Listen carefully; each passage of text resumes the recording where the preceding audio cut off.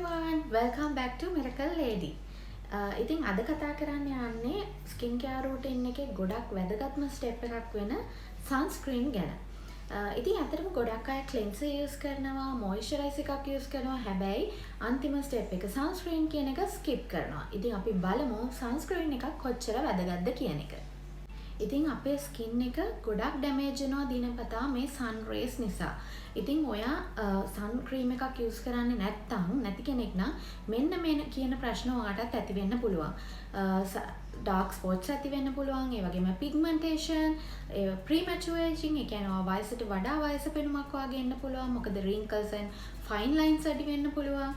ඉතින් ඒ වගේම තමයි ඔයාට uneven tone එකක් එන්න පුළුවන් ඔයාගේ ස්කින් එකට. ඉතින් මෙන්න මේ කිව්ව ප්‍රශ්න මගහරව ගන්න පුළුවන් හොඳම ප්‍රොඩක්ට් එක තමයි සන්ස්ක්‍රීන් කියලා කියන්නේ. ඉතින් ඔයා සන්ස්ක්‍රීන් එකක් යූස් කරනවා නම් ඔයාගේ සන් ඩැමේජ් එක අඩු වෙලා ඔයාගේ ස්කින් එක හොඳ හෙල්දි ග්ලෝ ලුක් එකකට තියාගන්න පුළුවන්. ඉතින් මෙන්න මේ සන්ස්ක්‍රීන් එකක් යූස් කරනකොට ඔයා හොඳට මතක තියාගන්න ඕන කාරණා කීපයක් තියෙනවා. ඔයා අනිවාර්යයෙන්ම සන්ස්ක්‍රීන් එකක් යූස් කරන්න ඕන ඔයාගේ මෝර්නින් ස්කින් කෙයාර් රූටින් එකේ අන්තිම ස්ටෙප් එකේදී ඔයා සන්ස්ක්‍රීන් එක යූස් කරන්න ඕන. ඒ වගේම තමයි අඩුම ඔයා SPF 30 හෝ 50 සන්ස්ක්‍රීන් එකක් යූස් කරන්නත් ඕන.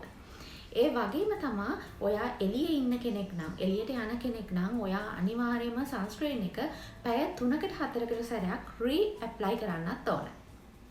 ඉතින් ඔයත් හොඳ හෙල්දි ග්ලෝ ලුක් එකක් ස්කින් එකට බලාපොරොත්තු වෙන කෙනෙක් නම් අනිවාර්යයෙන්ම ඔයා ස්කින් කෙයාර් රූටින් එකට සන්ස්ක්‍රීන් එක ඇඩ් කරගන්න ඕන සහ ඔයා ඩේලි සන්ස්ක්‍රීන් එක යූස් කරන්න ඕන. ඉතින් මේ වගේම වැදගත් වීඩියෝ එකක් අරගෙන ඉක්මනටම ආයෙත් නම්